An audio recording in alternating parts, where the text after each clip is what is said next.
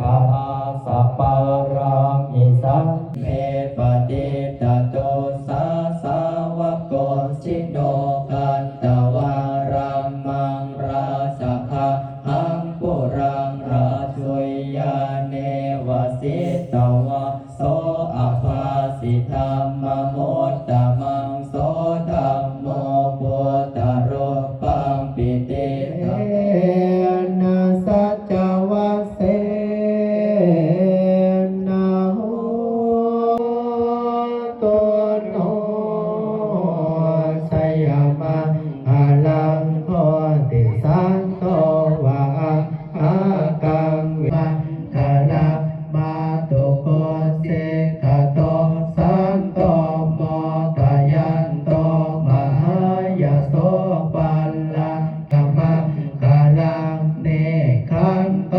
มาตุยังคัมภาโอตะต่อไปสุติปิโสอิติปิโสภะคะวะอะระหังสัมมาสัมพุทโธเวสสะจารณะสัมปันโนสุขโตโลกวิทูอนุตตรปุริสธัมมัสสะประทิสัทธาเทวมนุสสานังพุทโธภะคะวะเตติปิโสภะคะวะอะระหังสัมมาสัมพุทโธเวสสะจารณะสัมปันโนสุขโตโลกวิทูอนุตตรปุริสธัมมัสสะประทิสัทธาโตโนสยามะคลังพุทธเวสังฆะเหตวานาโทนะมะตาวะคาตุโยอาปุคะตวานะอากังสังอากังสุปาติหาริยะเอเตนะสัจจวะเสนะพุทโธโนชยมังคลังธัมมาโสโกมหาราชาโพธิสักขังปะเลขเยมโนศิลาหาริเตนะอะเอทาเนสัตตุโนเอเตนะสัจจวะเส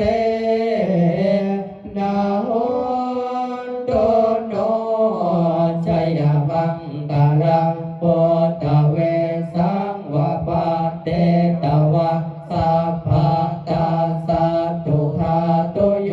สัมปันนัสสะหิรัสสิหิธัมมกะตังปะวะเตยโยเอเตนะสัจจวะเสนะโหตุโนชยมังคลังเทวะพรหมามหาเตชะสัมมาคันตวานะสัมปะโสสุนิตวะสันตุโนตอนนี้เป็นเวลา4 โมงพี่น้องใกล้จะฮอด4 โมงเลยนี่ขอบตานี่เริ่มโป้เลยพี่น้องแล้วเข้ามาในนี่เล่นนี่เอาเทียนมาปงไว้เดี๋ยวมันหนาวแห้งนะต้นเพิ่นพักผ่อนนะ เกือบคุ้งเทียนพี่น้องเลยหัวจะเกือบคุ้งเทียนคอหัวเริ่มนักแหลงบ่ไหวเลย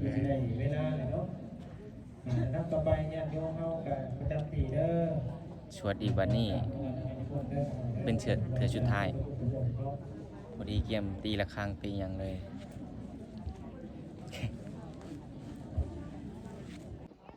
โอ้เพิ่นกำลังมนต์ครูบามาอีกนะเขามาสวดรอบสุดท้ายพระ108 องค์สวดคาถา108นะลงเด้อได้แผ่เมตตาเลยได้เมตตาหลวงเตรียม ตัวขอปังเลยเนาะนี่มาคูณเอาบุญนำกันเนาะ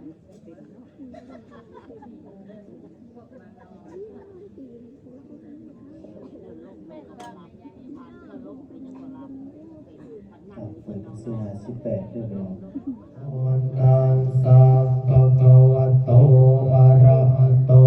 สัมมาสัมพุทธัสสะนะโมตัสสะภะคะวะโตอะระหะโตสัมมาสัมพุทธัสสะภะเวตายาปะเลกตา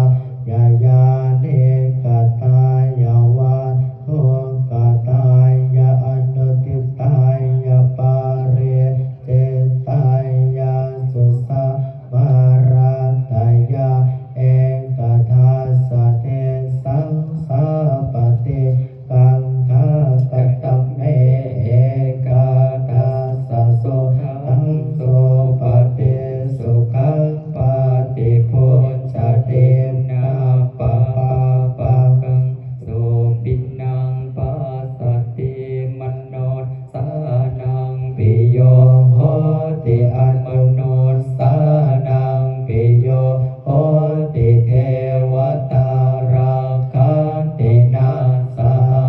เควาวิสังวาสัทังวากัมมาติโต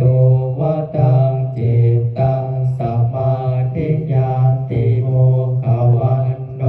วิปัสสิตติอสัมมุลลโหกาทหาคาเรหิโอทิโส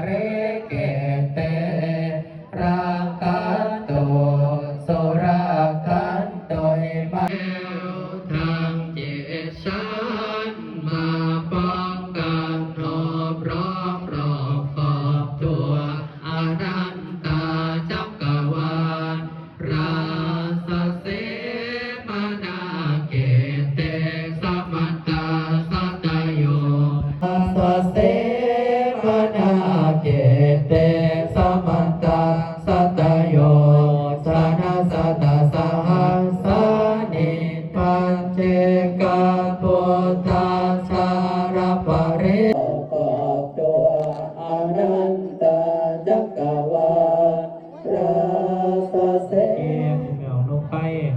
ต่อยอด100 บาทอาคาซาตุนขอบคุณสูอยู่ดีมีแห้งมีแม่ป้าบู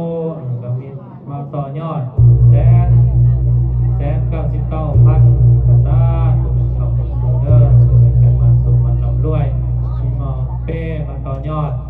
30,000 กีบแล้วก็มีแม่ออแม่เข้าเครื่องฝากแขกมาต่อยอดยามเศร้าเนาะ200 บาทมีมันบดีโชคมันบน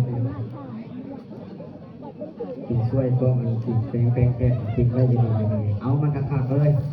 ขันขมาขมนแอร์แยกเราฟังไว้เนี่ยปออยู่นี่เราเอาเนี่ยบดีฟังไว้เนี่ยปอเราเด้อเนี่ยปอเราหาเบิร์ดขมาตะกินรถไงเอามันเลยพี่น้องเอากิเลสตัณหาออก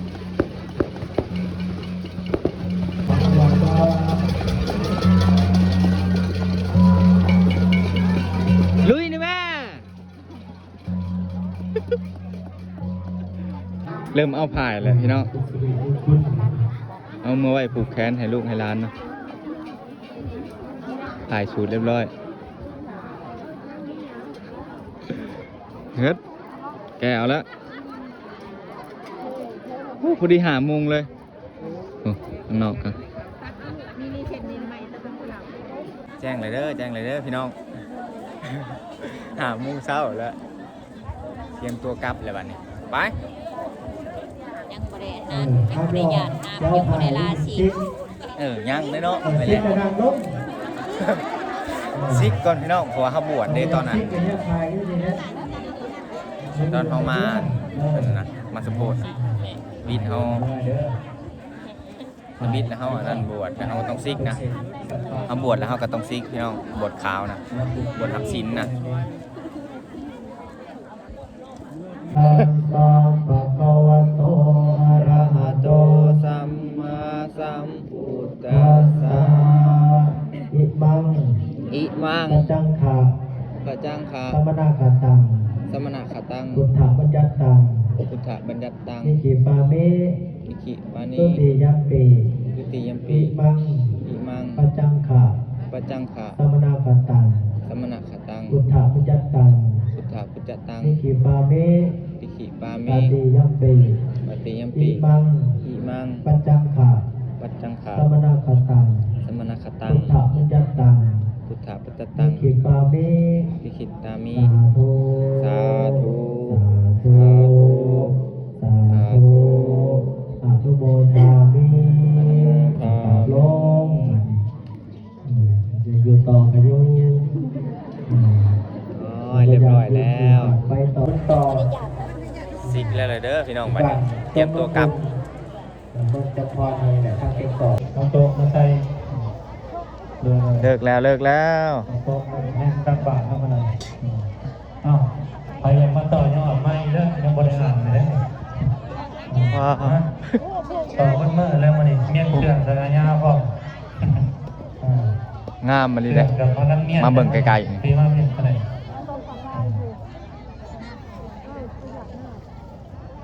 อันนี้ก็มีแม่ขั้นแก้วมาต่อกันหลังไล่บ้านมานะ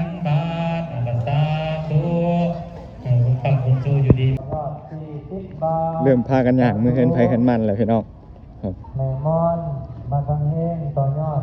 เป็นสายมือเลยย่างมาเนาะผมเกินไกลนะเด้อพี่น้องมาใกล้จะหอดเพื่อนแล้วพอคนเอาผ้าลงไปอันสมโพธิเลยนะผ้าอยู่ในเพื่อนเท่านี้แหละเด็กมันห่อไปสิแหละสิบุตรเขาไปถ่ายทางในนะผ้าอยู่ในนะก็เลยบุตรเขาไปลายนะครูบาอาจารย์ลายพี่น้องผ้า108 องค์จะตัดเป็นกับก่อนที่สูตรคนจะเอาผ้าคุ้มไว้ผ้าขาวกันนะนี่เขาก็คุ้มขึ้นมานี่ผ้าพุทธดงน้ำเฮาเนี่ยใครไว้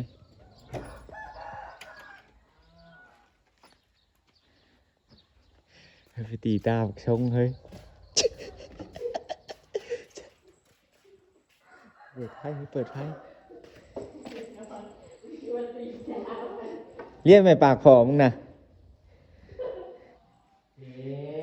อืมแล้วพันดีอยู่เฮ้ย พันดีทหารเจ็บท้องแม่มึงเอ้ย โอ้โคตรเพื่อนหล่อเลยอันนี้บ้าลูกชายกับโอ้ย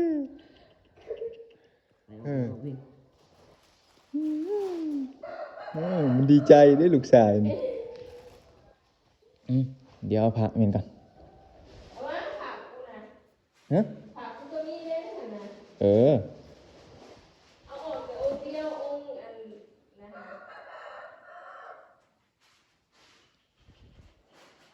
โอ้ไปด้วย ไปไงแท้โอ้ย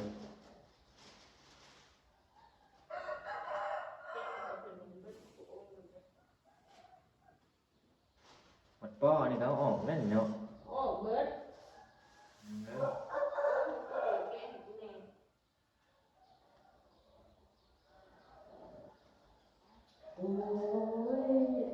เนาะ ลูก เอาปอเอาไว้ผูกเอาปอผูกไว้เนี่ยพิธีกรรมก่อนที่สูตรผักนะเดี๋ยวแกะเอาก่อน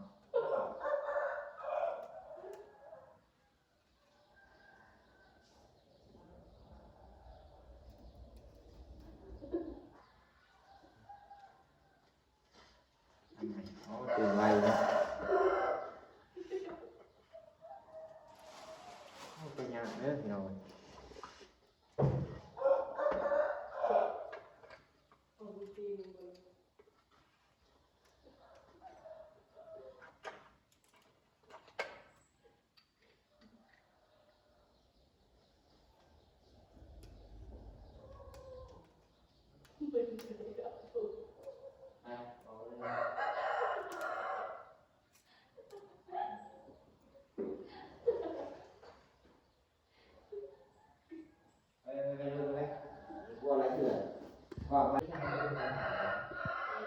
ตะกุด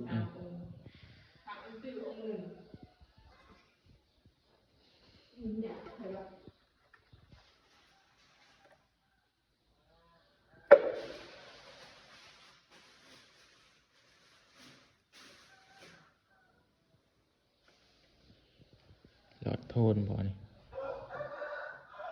ของปะเถาเฮาของคนตะกี้นะคนตะกี้เพิ่นออกเป็นทหารแล้วเพิ่นมักถือพวกของมันที่ว่าเรื่องความเชื่อถือนะทุกคนเบิดแล้ว